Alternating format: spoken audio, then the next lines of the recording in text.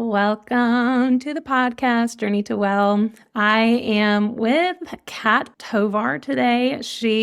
Honestly, I'm super excited to have this conversation because I don't know about you and I want to hear this perspective, but I don't come across a lot of people that do women's work and hold women's circles and all of these things, especially in the North, which I know you're in the West. So maybe you have a little bit more if you're in your community, but I'm super excited to chat women's work, shadow work. Always, we're going to talk human design.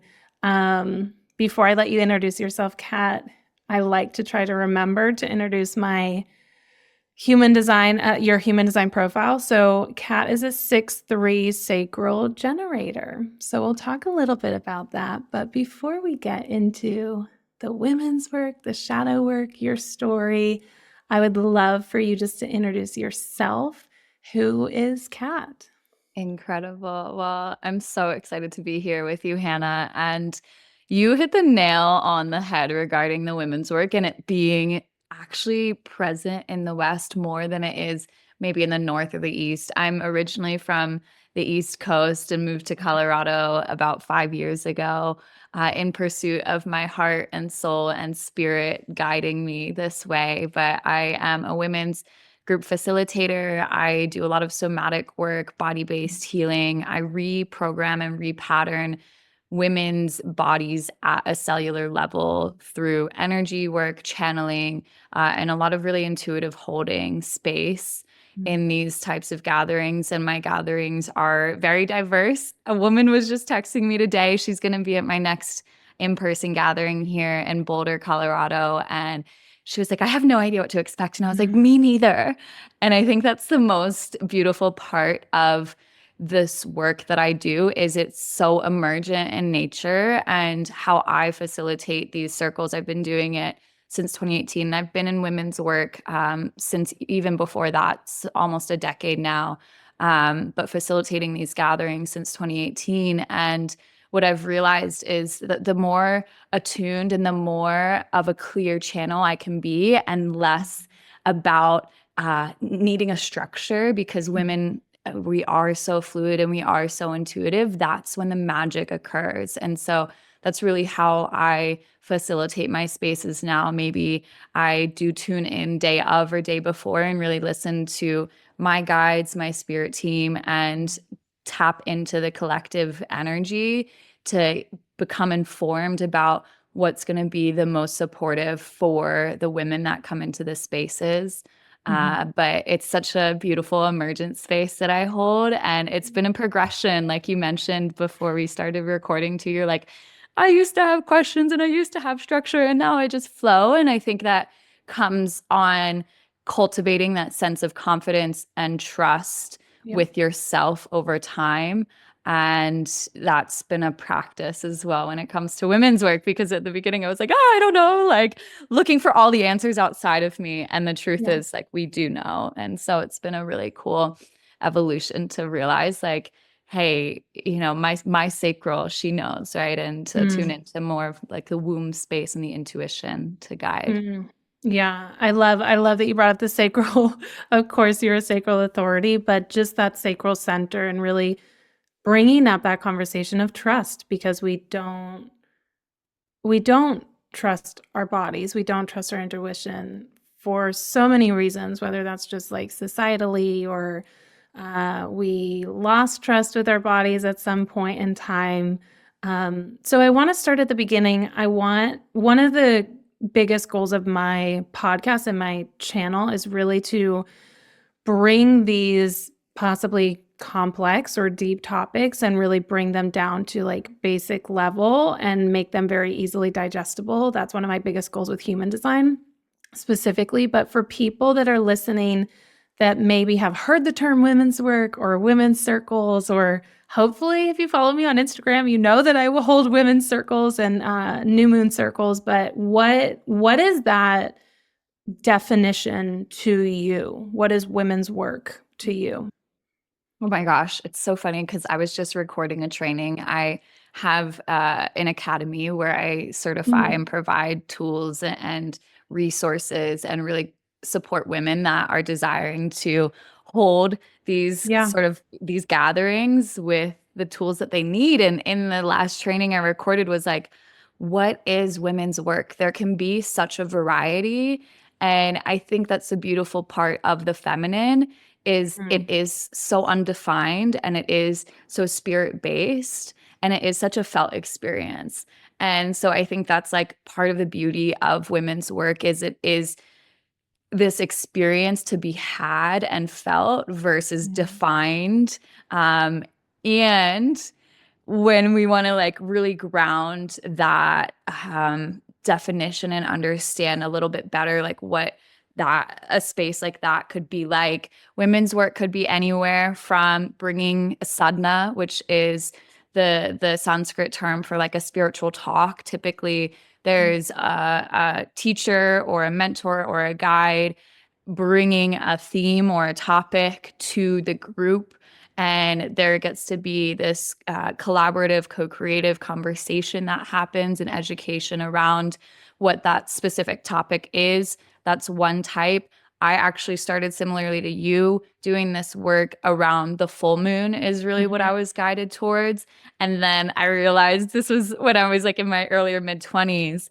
And then I was like, wait a minute, there's all of these other moon cycles. And there's like the new moon. And what about, like the waiting and the waxing? And so Mhm. realizing like there's so many energies that you can work with. And I started with that anchor of the lunar cycle and the Yeah. moon, and I integrated a little bit of astrology. I'm no astrology buff by any means, Me but that neither. was a really beautiful way to like invite other women in the space online if they had anything to contribute as well, because I do believe like this is a co-creative space. We're learning from one another. Yeah. There's often like that pull and that guide and that leader who is you or I, and everyone has their own gifts that they're bringing into this space. And so women's work is often there's no real hierarchy, there's no pedestaling. It's everyone has their own gifts to offer.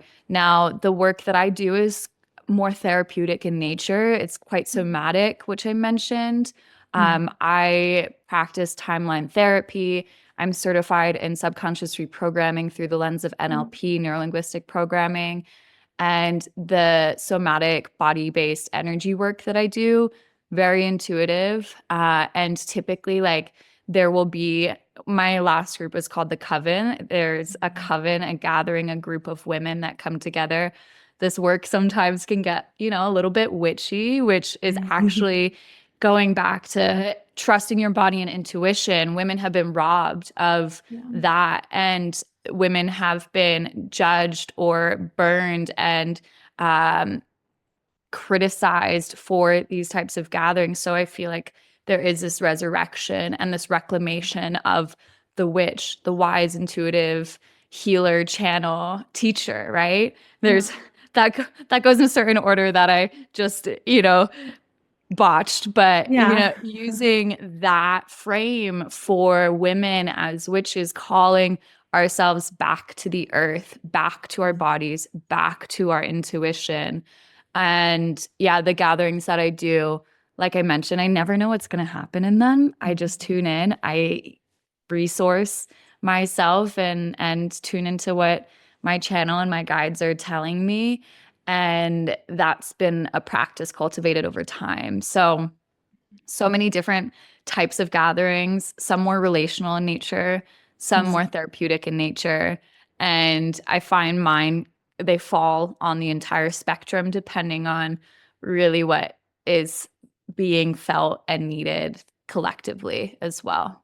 Yeah, I love that. That's been a huge piece of my journey is just learning to trust and not do as much preparation. And it's really this whole ritual of like getting ready in the morning and just beginning to tune in before you even get to the space and then creating the space and tuning into people. But I love that you started on the new moon, on the lunar cycle as well. I was I always share this in my moon circles. I said I'm kind of a little bit rebellious, like very low key. I'm not really a rebellious person, but when I started my women's circle, I felt everyone did stuff on the full moon because, I mean, obviously the full moon, it really lends itself, the full moon energy lends itself to celebration, to gratitude, to like getting together and communing together. And obviously if you do something outside, I mean, it's so gorgeous to have the new moon being under the new moon, the full moon. I keep saying new moon because I'm like, I always say it's beautiful to be under the full moon.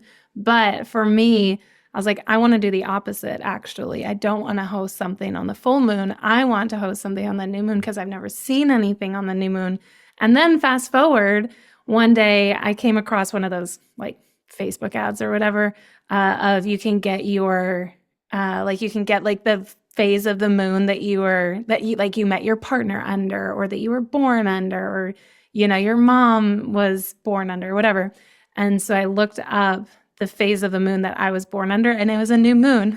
Like, maybe this is why, because I was born under a new moon, and that's why I'm drawn to the new moon energy. But it's honestly, I love the intuition. I love the leaning into trusting your body and the somatic work. So I'd love to talk a little bit of somatic work. I'd love to talk like NLP, a little bit of your journey, what led you to this. Yeah, such a good question. And okay, I just want to say before I go on to off in this tangent, the new moon is also such a beautiful time, that darkness and like how bright you can see the stars and the galaxies. And so I think just wanted to say that that's a really beautiful time to be out under the moon and in nature as well, because it's just different, right? It's different. It's a nice time to get quiet. And we don't really spend a lot of time getting quiet with others. We oftentimes we're thinking like, if I'm going to be quiet, or you think of like your menstrual phase and you're like, I don't want to see anyone, don't want to do anything. But it's this cool juxtaposition of, and obviously in the circle, like we spend a lot of time going inward and journaling and spending time with ourselves, but we're with other women, which is different. It's a different perspective to hold. I love it. I love it. Yeah. So, okay, your question about NLP and somatics and really how I got here. So, I was in the Peace Corps. This was back in 2016 was when I went and served in the Peace Corps. And I got to my site, I got my site assignment, moved down to this rural town on a dirt road in southwest Costa Rica, 200-person town. The closest grocery store was 2 hours away. The closest internet cafe was 2 hours away. You had to get up at 4 a.m. to catch a buseta on a bumpy road, drive through rivers that sometimes were flooded. And it was just a wild time to be alive in my body. And I was living with this pastor and his wife, and I just had so many judgments towards myself. There was a previous volunteer that lived in the town, a man, and he was revered by everyone. Marcos, Mark this, Mark that. He did all the things. He's so amazing. And there seemed to be this pedestalizing that was happening. And even for me, I was like putting this man on a pedestal and making myself feel less than. And all of a sudden I had stressors and anxieties that I'd never felt before, because I'm a very chill person. Yeah. And so when I do feel stressed or anxious, like my whole system gets disrupted. And that's what happened unconsciously, was I was making myself ill. A lot of those emotions are stored and worked through our digestive tract. And there's this very visceral, now science is starting to find the data of the gut-brain connection. And, my gut started to rebel. I have a couple of autoimmune disorders. I was diagnosed with celiac about 6 months into my service. And that led me into holistic health. I started reading or listening to podcasts like a mad woman. I found this book on healing your celiacs, how to deal with it. And I came upon becoming a holistic health coach. I heard that in one of the podcasts that I was listening to. And I was like, this is it. Because I am rebellious in nature. I'm a wild woman. I just embrace it. I'm like, you're here because you break the rules. You live outside of the boxes. You question everything that society has, you know, programmed into us. That's really the women that I work with and call forward. Yeah. And so I never wanted to be corporate. I was raised by entrepreneurs, and I did have this rebellious nature in me. And so when I heard about this holistic health path, I was like, this is it. This is the key to Mm. my queendom. Like, I get to pursue that. And so I became a holistic health coach, and I became a certified yoga teacher. I got my 200-hour in Costa Rica, became a trauma-informed facilitator, and started down the rabbit hole. And I noticed with my health coaching clients, they weren't getting the results that they wanted, nor I desired to see for them Yeah. as their guide, because we weren't working with the root cause. And oftentimes, in what I've seen within myself and my experience and journey into my spirit and purpose, is that we are brought to this work through the body. The body is a very tangible, visceral, you can feel it, you can touch it, you can measure it, object. And it's often our gateway to the intangible, the ethereal, the immeasurable, the innumerable, your spirit realm. And so that's what really brought me into the more subtle reprogramming and working with the body in this really beautiful, like subtle, energetic way. And so the woman that I was working with at the time, she was starting an academy for NLP certifying coaches to become certified success and life coaches and use NLP as a framework. So I went through that because I felt like that was another key, working with the subconscious. Over 95% of your thoughts, values, beliefs, and identity are underneath your conscious awareness, our subconscious. And so if you want to become a healthy person, well, how are you showing up, and what do you believe, and what are you telling yourself is true day in and day out that creates your reality? And so that was like really my doorway into more of this um subconscious, kind of the unseen realms, Mm. because for me, the subconscious, it's feminine, right? It's emotional, it's emotionally driven. It is in that sacral area, um, driven by intuition. And for me, it's like it's the shadow realm. And so I started to realize through the deeper curiosity and embodiment of my work, like, okay, this is all actually like it's all feminine. It's all feminine. And then doing the trauma work and the trauma healing and the energy healing and the repatterning of bodies at a cellular level, energetic repatterning, that sort of like lens of somatic healing started to come very intuitively, for myself. And so yeah, it's just been like this beautiful unfolding. I have no idea where I'm going. Like I mentioned, the Mm. woman that's coming to my circle next week, she's like, "What are we doing?" And I was like, "I She's don't gonna know." tell you. Yeah, I couldn't tell you. I'll tell you when you're there. But even then, like we might shift. And Yeah.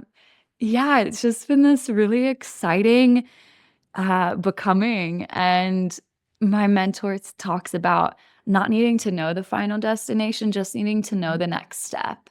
And that feels like that's been my process, is like I'm just taking the next step. And it doesn't Mhm. even need to be the right step. Like I could take a left step, I could take a back step, I could go up, I could do it. Like it's like there's so much flexibility there, Mhm. but just taking the next step so that the next thing reveals itself along the way.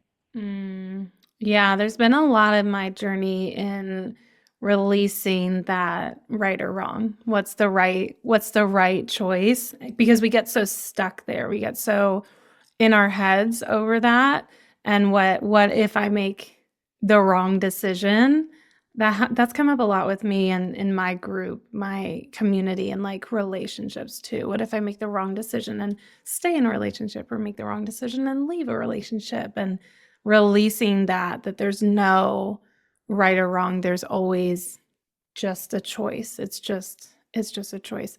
I'm curious. You said something super intriguing and I want you to dive more into it. You said the subconscious lives, or part of our subconscious lives in our sacral center, and having that subconscious or unconscious programming being actually a very visceral and somatic experience rather than all in our mind. What did you mean by that? What is your perspective on that? Yeah. So the subconscious is often governed by emotion, sensation, and for me, that is so deeply feminine. Mm-hmm. That emotion, it lives in the watery, like the element associated with emotion is water. The water, the chakra that is associated with water is the womb. It's the sacral chakra. And so when you kind of like blend all of these different themes and topics, and plus like the subconscious is the underworld, it's the void, it's the doorway to infinite possibility and potential, which also feels so related to the womb space, the Yeah. sacral. And so, again, your emotions, those emotions are very watery, cyclical in nature. It's like the tides, they're always changing. Uh, they always come back. You can just rely Mm. on the fact that your emotions, energy, and motion, it's always moving and shifting. And so that is the thing that you can at least soften and rely on, kind of going back to there's no right or wrong. It's like the only constant is change, and that's a universal law. And so with the subconscious, like, and that feminine nature, that watery nature, that space into infinite possibility and potential, when you think about the ocean, right? And an iceberg kind of jutting down into whoever, nobody knows how far those icebergs go down. Yeah. Nobody knows what's underneath the surface of the ocean, right? Like it's infinitely expanding. Like we can't find the end of it Yeah. because we can't measure it. Like that's what the subconscious feels like. I guess you could try to measure it, right? But like we don't have the technology or the resources or the tools to go that far into what seems to be infinite. Yeah, absolutely. Yeah. Super Yeah. interesting. Yeah, I love all of that. I've always kind of thought of our subconscious just in that like heady space and not so much in a somatic way. Yeah. And when you think about like the heady, it's like, okay, well, what governs your belief system? Typically, it's your emotions. What governs Mhm. your nervous system is whether you feel flighty or safe. And that, like, safety, right? That parasympathetic nervous system response is also governed again by your emotions. It is reigned too by your experiences. So through the lens of NLP, we have the communication model. And through the communication model, you have your five senses, your sight, your sound, your hearing, your taste, and your touch, your kinesthetic senses coming through. And you're kind of like bringing them through this filing system in your mind, because at any point, at any moment, we're actually taking in 2.9 million bits of information per second. That's a lot of information. It's Yeah. way too much to try to understand Yeah. or consciously organize, right? Like Yeah. in the background there's avocado oil, on the like fireplace there's a stocking, but none of that's actually really relevant to me right now. So Yeah. even though there's all of this information that I'm taking in, we only consciously register anywhere from 7 to 9 bits of that information per second, and then the rest gets deleted, distorted, and generalized depending on your mood, your like the timing of the day, your environment. And then those, like that organization of information influences and informs your state, that is influenced by your physiology or like your body and the internal representation. What I mean by that is like your previous experience associated with the water that's sitting in front of you, right? Like, oh, did I drink like water with a worm in it? Then maybe I might be like afraid to drink that water. Yeah. And versus like, okay, water is like a nurturing, healthy thing. So I'm going to drink it, right?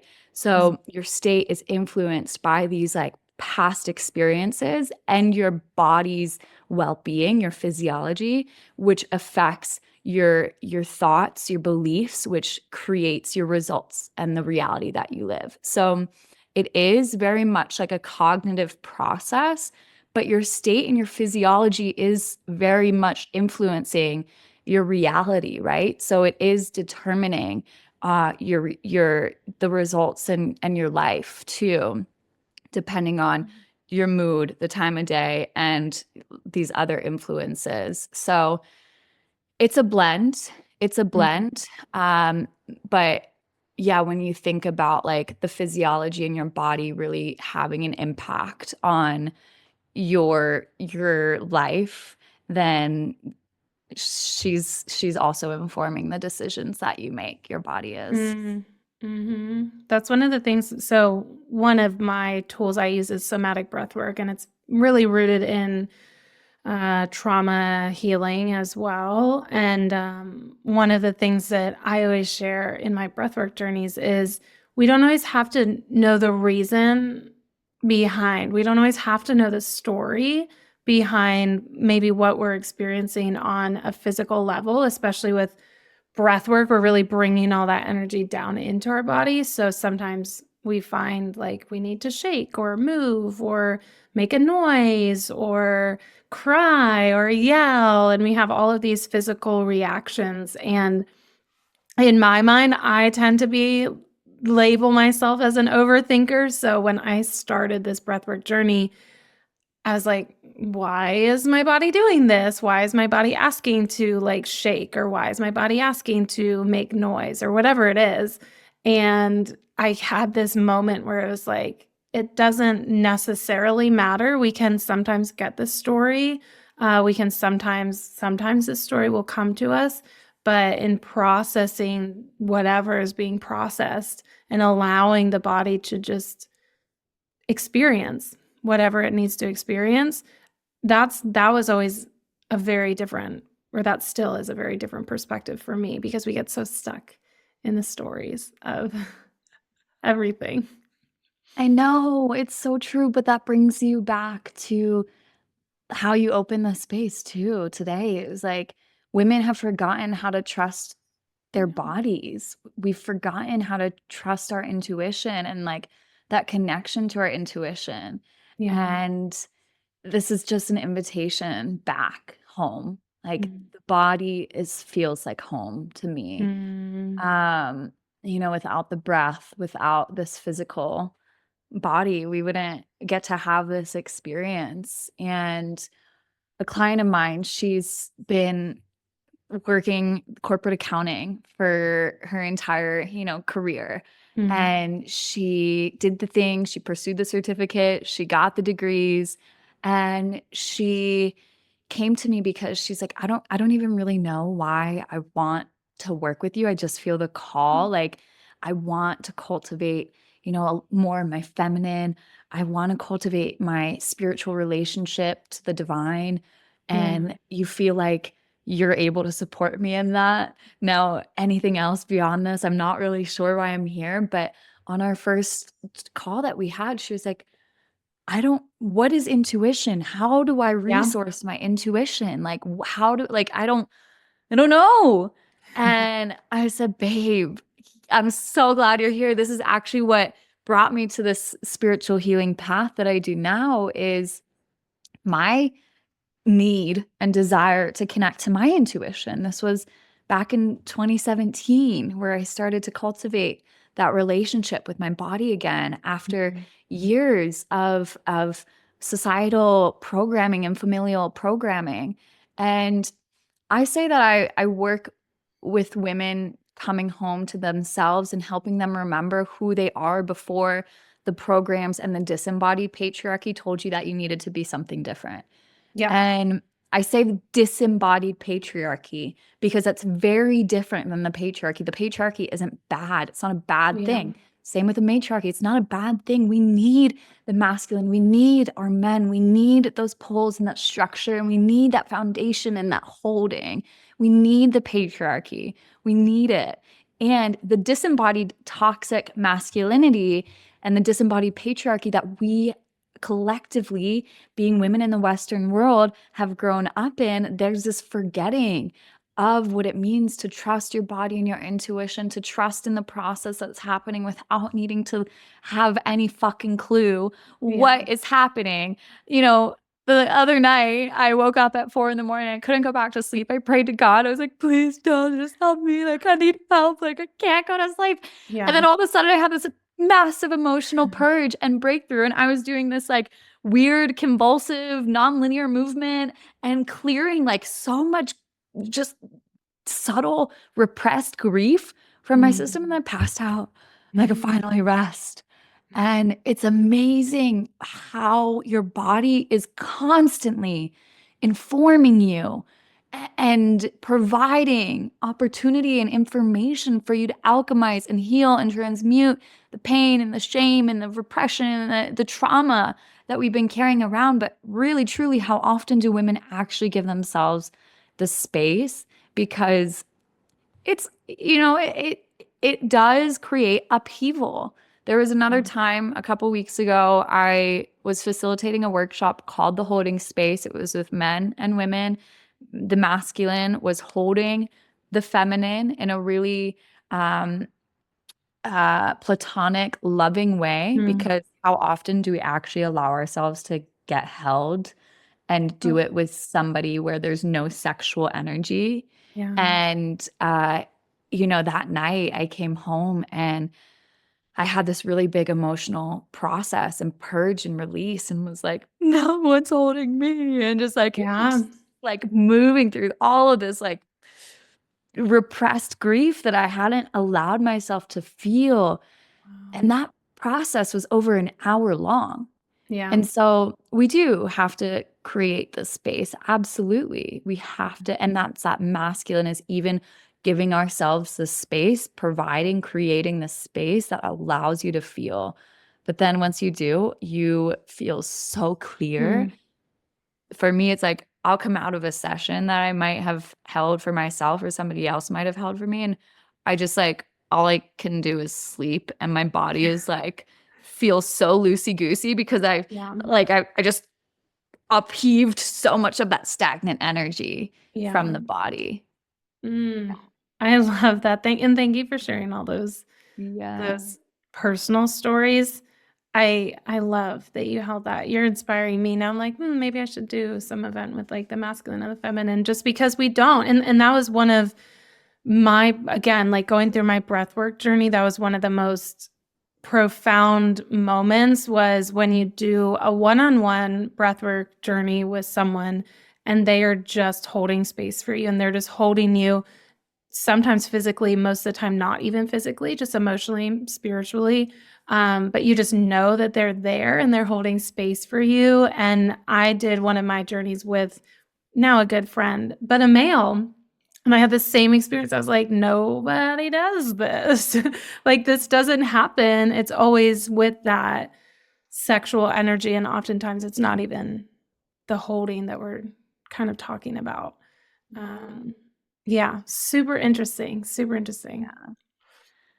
Yeah. I'm curious if you will share some tips, some ideas, some places to start with beginning that connection and building that relationship with your intuition, because that's one of the questions I get all the time is, Mhm. how do I trust my intuition?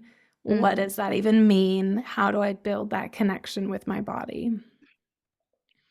Okay. Yeah, I love this question. So I'm laughing because it's like even those questions are so masculine. Like we need to know the answers. Like we need to have the reason and the logic for what the fuck the intuition is and Yep. exactly how we're gonna do it and the steps that we're gonna do it in. And so I Yeah. just love like that I love it. I love it. It's so Yeah. perfect. And how I have invited my intuition online and how I've supported my clients too is something so simple as like taking your dog for a walk and asking your body, do you want to go right? Do you want to go left? Mm. Do you want to go right? Do you want to go left? It's like there's no real science behind it. Yeah. And then you just choose. And then you make the next choice. And then you make the next choice. And you actually don't need to know what the result is. Yeah. And so it's really just about like, what is the choice in front of you, making that decision and just continuing to like follow the seeds of Mm. like inspiration. And on that walk that you might be on with your dog, another way to nurture the intuition and cultivate your connection to your body is using your five senses. So, you know, looking at the flowers that are blooming in early spring with awe and wonder, and noticing the subtle shift in sense in the air that happen between one block and the next, Mm. and feeling the cool, fresh air on your skin. I love to leave my phone behind because how Mhm. often are we with our heads down, connected online? And so Yeah. that feels like a really important piece too, is just setting aside all distractions, Mhm. going out into nature, putting your feet on the earth, letting your body guide you, just asking. You can't really fuck up a walk, it's like, okay, do I go right or left? Like there's no, you just go, right? Yeah. There's like low risk Yep. associated with that.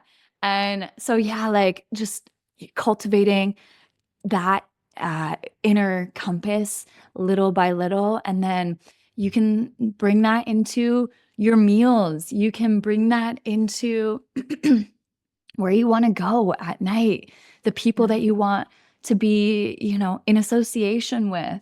Mm. And it's oftentimes the first thought. I always remind my clients, like, we'll do, again, like subconscious work. And the first thought is the best thought. Like, whatever came through Yeah. needs to come through. Don't overthink it. It doesn't make sense. It's okay. It's not supposed to make sense. Just tell me what the first thing was. Yeah. And that is also informing you of your intuition and your inner compass. Yeah. And so when it comes to food and like intuitive eating, that's been a process that I've explored myself. Typically, like in the winter, listen to your body. What does she want? Probably it's like warm foods and a cup of soup and cooked vegetables. Like, I don't want a effing salad in the middle of winter. Mhm. Like, I don't want a Caesar salad. Like, get it away from Yeah. me. Yeah. Yeah, like maybe 10 I'll like degrees out. eat like a kale salad, at least like dark leafy greens, because it feels like earthy and nourishing and full of like nutrient Yeah. dense. Um, but yeah, like starting to just ask your body, you can place your hands on your womb and be like, hey, mama, like, what do you need today? What do you want today? What feels good for you today? Mm. Um, and just starting to open up that conversation. It's really a lot less about certain steps and really just Mm. about cultivating that relationship again with your body, Mm. with your womb. And if we want to get more into like other tangible tools and modalities, alternate nostril breathing, that's great to open and activate your third eye. You can do some like work around your third eye energy clearing. The Mm. color associated with your third eye is violet. And so you can meditate with kind of like that color violet circulating and clearing and opening your third eye. And the seed sound for the third eye is Om. So you can even like chant Om. You can put on frequencies that help to stimulate your third eye. There's certain foods, rapé would be a good medicine to open up your third eye as well. And so there's like infinite things that I would say. Those latter ones are a little bit more advanced than some of the Yeah. earlier ones that I mentioned. But I mean, I love, this is like my work and my bread and butter. So I love teaching on this. I'm so glad that you asked. Yeah. I'm always curious to hear what other people's perspective is and what their answer is, because it is such a individual answer. At the same time, there's like no answer. Like there's no right answer. There's no wrong answer. It's truly for me, it's truly just reconnecting. I word it as learning the communication of your body, because our body Yeah. doesn't speak in words. It speaks in sensations or feelings or emotions, or like that intuition, just kind of like that vibe, that kind of feeling that you have, or like that inner knowing. And I would always say, we could talk human design and see what like your strongest sense is, and see how Yeah. that sense is communicating with you. And that those are ways that you can begin. Totally. And I want to mention too, like, so we have mirror chakras, and your womb and your third eye are the mirror chakra, your crown and your root are mirror chakras, your Hmm, throat and your solar plexus are mirror chakras, and then your heart is kind of like the center point. cool. So, your intuition is very much associated with like your womb. When I talked about a lot of those exercises earlier, that was a lot of like womb based, body Yeah. based work. And then a lot of that like third eye activation. Your vocal cords are also physiologically look very similar to your womb space. And so activating your voice, like you just said, is a really important, like communication is also a really important piece of supporting and activating your intuition, speaking your needs, speaking your Mm, desires, putting voice to what it is that you want. mm, And for me, like I'm always in that dojo and in that edge of like cultivating a stronger you might believe it, you might not, because I love to talk and have a lot to say. And I have a lot of trauma in my yeah. womb that I'm continuing to work on and alchemize, as do many women. Yeah. And my voice feels like I'm still working on that connection of womb to voice and speaking and communicating my desires, because it goes back to early childhood. But oftentimes when I had emotion arise, right, that emotion that lives in the womb space, and I needed, like, I communicated the emotion, like the masculine in my life couldn't hold it. He told me to Mm, stop crying, why are you feeling that way? And so often, like little by little, my voice became smaller and smaller. yeah. And it's been, yeah, just such a beautiful opportunity to reactivate and cultivate that relationship between womb and throat. Mm, And that's such an important piece of this work, not only knowing what your intuition is telling you, but now acting on, speaking on mm, intuition. The throat's very masculine in nature. mm, The womb is very feminine in nature. And so it's like supporting the feminine through the voice activation. Kirtan, great mm, practice. I'm going to start going to kirtan next week. I'm so excited, but that's a devotional practice through the voice. And spoken Sanskrit and singing Sanskrit, chanting Sanskrit, another great way to activate the voice, and also activate your intuition through this devotional practice of love. mm. Wow, I love that. You taught me something I didn't know. We had mirror chakras. I've never heard that before. That was really cool. I like that. And I mean, so much makes sense, of course. Like even when we talk about our history of like silencing women, and then all of that like makes so much sense. Mhm. Oh man. All right. So let's do something that is potentially interesting. We didn't plan this out. It might not be interesting at all, but this is interesting in my mind. So I'm going to talk a little bit about your human design chart. I'm just going, since we're talking so much about the sacral center, I want to talk about the sacral center in terms of human design, not everything that I would, talk about the sacral center, like, which is with all of my knowledge, but I'm going to try to keep it pretty human design focused. And then I want to hear your perspective and anything that you would add, change, shift about this. So in human design, we all have a sacral center. It's either going to be defined or undefined. So defined would be colored in, undefined would be white, or not colored in. And if you have a defined sacral center, that's what makes you a generator or a manifesting generator. If you're a manifestor, reflector, projector, you're not going to have a defined sacral center. So I love talking about the sacral center, probably because I also am a sacral authority. But so the sacral center is actually like our biggest. We have 4 motor centers. It's the biggest, most powerful motor center in human design. So it's like our powerhouse cell. It's our powerhouse center.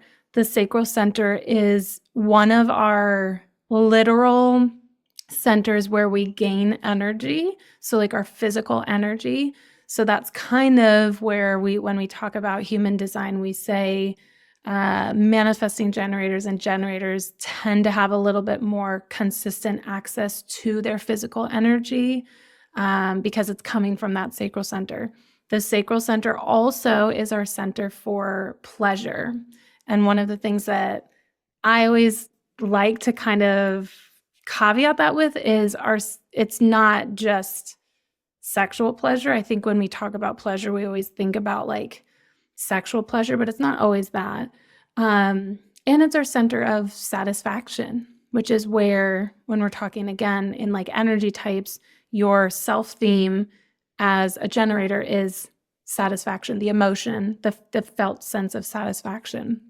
So our sacral center, typically like shadow sides of our sacral center, or when we know that we're not living in alignment, that sacral center will ask questions like, not, maybe they'll feel like I always have to be doing, or when do I know that enough is enough, or I just have to push through this because whatever I said, a deadline, or somebody's leaning on me or depending on me. It tends to be like pretty fast, like, okay, let's go on to the next thing. Like it can have, the shadow side can have that, what's the word? The masculine energy, but like just disturbed masculine energy, like not in alignment, of very much like, let me just pull myself up by my bootstraps and I'll just do it myself because nobody else is going to do it for me. Like those are some shadow sides of the sacral center. So that's what I have to say about the sacral center in terms of human design, but I'm curious what you would add, what you would change, how that all landed. I love it. This is so perfect. Kind of It's fun. spot on. Yeah. Oh my gosh. Okay. So absolutely your sacral as being your energy centers, right? And so women, it's so interesting. Like women, when we get turned on, when we start to become engaged sexually, we have more craving, more desire to enjoy sex. Yeah. Be in that pleasure center. Your creative energy also comes from your sacral chakra. And so when it comes to like women's ability to and desire to be sensual, to be sexual, to be creative, to feel activated, like the more that you nurture that energy, the more that energy will come online. Like the more creative you are when you're nurturing your creative centers, the more sexual and like in pleasure and desire and cravings of connection you'll be when you're becoming and sexual with somebody. I know like last year I went through a period of abstinence and I was just like nothing. Like I didn't want to be like touched. I didn't want to like even think about men. I was just like so turned off. I didn't touch myself for like months. Like my self-pleasure practice was like so offline. And then now, you know, I went off to freaking Asia for 2 months and I come back and like I like felt these shifts in my body, these energetic, subtle shifts in my body. And then all of a sudden I go out and 4 men ask for my phone number in a night. And I'm like, what the heck is happening? Like she is online. She is ready. Like she is like activated. And you may or may not need to sit in a 10-day Vipassana to do that. I don't know. That's the question. But I totally believe like for women, it's when your sacral is engaged, when you're nurturing that creative essence, that sensual, that sexual pleasure center, that like we crave it more. And so that is like this kind of like self fulfilling. I kind of see it as like a dam. Like the water stops flowing, there's like no energy is moving through that space. But when there's like energy, movement, and flow. It's kind of like this natural self-sustaining process that happens. Men are a little bit different because when they have an orgasm, when they ejaculate, they actually lose a lot of their life force. And so that's where men, and I don't want to get too deep into this because I'm not like super knowledgeable myself, but that's when men get to start to practice orgasm without ejaculation because they can sustain their energy for Interesting. a long time, right? Versus like ejaculation and then their energy kind of like falls. Yeah. So it's interesting to work with like the masculine and feminine energies in that space. I 100% agree too. It's like it can be sexual, it doesn't need to be sexual. Yeah. Pleasure, I find in so many things. I'm like, can you feed me? Like that will make me happy. Yeah. Like, yeah, you can pick me up. Like I will do my pleasure, like please. Yeah. And so there's so many different ways that we can work with pleasure. Yeah. And like I mentioned too, women in particular do have a lot of sexual trauma. And so to like lovingly work with some of these energies and maybe like your art gets to be your creative outlet for some of those repressed emotions and sexual trauma that you might have Yeah. had to heal your pleasure centers. And there's, yeah, like so many lenses and kind of angles that you can take on that. I definitely 100% agree about the shadow aspect of the sacral Mm. and overdoing and checking things off of the list. And I was listening to or not a podcast, an audiobook actually recently about the womb. It's like a 10-hour audiobook on the womb. And maybe I'm a little bit in over my head on it because I'm like, okay, I've learned enough for Fine. It's now. fine. But it's talking about the left ovary and the right ovary, and the left side of the body reigns the feminine, the right is the masculine, and the left Yeah. ovary is really about like creation and like internal nurturing. And then the right ovary, even though it is obviously like a female body part, that's actually about a lot of like action and doing Mm. and like putting out into the world. And, you know, there may be some imbalance there if that shadow side of like overachieving, over efforting, forcing, trying Yeah. energy is really online, then there is probably some balancing and some nurturing towards the masculine or even like your right ovary, your right side body to Yeah. help to nurture that. And I know like last year, which is all making sense now because last year I did a lot of work around my inner masculine, a lot of work around like my father wound, a lot of work around my trauma and my Mm. relationships to drugs and alcohol and sex, and like Mm. cleared it all from my system. And that was also when I finally just cleared all of the trying, the forcing, the doing, the like Mm. efforting from my system too, because last year I was working and I was holding a lot and I needed to take a multi-month pause to fill my cup back Yeah. up because it was like so much forcing Yeah. energy. And there was like this recalibration that happened through that latter half of last year, which really allowed my system through the healing of the masculine and through the healing of even that right ovary, which I have experienced trauma to my right ovary that I know through a bodywork session that I discovered through healing Mm. and nurturing that actually kind of unlocked and released that effort and that toxic masculine shadowy aspect of the sacral from my system. And it's of course always like a cycle and processing and deepening in that, but yeah, I love it. Super interesting. Yeah, there's so much. I think there's so much that we can talk about with just the sacral center.